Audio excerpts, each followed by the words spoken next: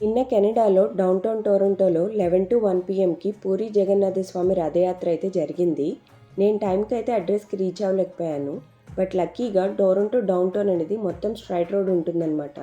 So ఖచ్చితంగా నేను రథయాత్రకి అయితే రీచ్ అవ్వగలను అనే కాన్ఫిడెన్స్తో అయితే స్టార్ట్ అయ్యాను. ఎందుకైనా మంచిది ఓవర్ కాన్ఫిడెంట్గా ఉండొద్దని ఈయనైతే అడ్రస్ అడిగాను. నా డ్రెస్సింగ్ చూసి చెప్పేశారు రథయాత్రకు వెళ్తున్నారు కదా అని.